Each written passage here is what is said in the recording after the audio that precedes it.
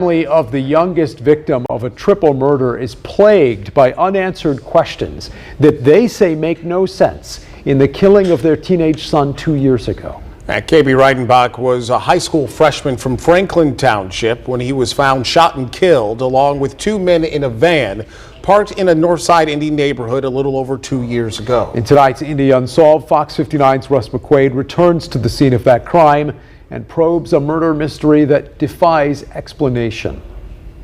It's the 3500 block of Caroline Avenue. It's 15 miles away from where 15-year-old Cabello KB Reidenbach lived with his family. He didn't have a car, he didn't have ID, and his family says he didn't have a reason to be here. Eric Reidenbach spends every day working out solutions to other people's problems. I don't know. But he's dumbfounded to explain what his son was doing at 3 o'clock on the morning of May 3rd, 2022 in a silver van with two men, ages 31 and 25, all three shot to death on a street far from his home. I have no idea why he ended up there. I don't know the other two people that were killed. He was completely out of his element. I don't think he had a clue. I think if he would have been wandering around up there, I don't think he would have had a clue how to get home. KB was brought home to Franklin Township from an orphanage in Lesotho in southern Africa in 2010. He wasn't quite yet 4 years old. He was ready to go. He was trying to get in the car. He sat on my lap in the car. He whimpered a little bit as we drove away from basically the only place he remembered knowing. KB grew up as an American boy in Indianapolis, but with roots in another world. I think he was confused about who he was, where he came from, why was he here. I think he was trying to learn all that.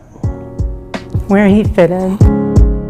KB attended Franklin Central High School, and friends say he was racially bullied in the school cafeteria the day before he died.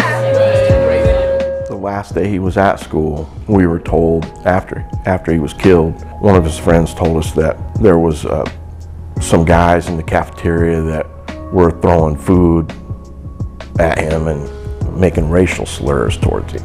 So, And I wonder if that pushed him to leave. Yeah, I don't know if he wanted to go to school the next day or not because of that. KB's family is mystified about how their son met up with, as far as they knew, two adult strangers in a Northside neighborhood known for violence. It's one of the unknowns. IMPD is wondering that too, now that the Caroline Avenue triple murder file has been handed over to a detective who works only unsolved cases. There's not a lot. We've made some progress in the case, which I'm cautiously optimistic about. And that's why, giving it sometimes fresh eyes, the detectives on the case had done a really good job up to this point. They had really moved the case forward. KB's parents say their son's friends are moving on, living their best teenage lives, while all they've got is a box of ashes on a shelf outside his bedroom. He was robbed of his future. I think KB trusted me more than any other person. And I feel like I failed him because I brought him here for a better life and he ended up murdered. I told Lisa Reidenbach she didn't fail her son. She gave him a better life than he could have ever dreamed of having back where he came from. The people who failed him were the people who killed him, and the two adults in the car who should have known better. With Indy Unsolved, I'm Russ McQuaid.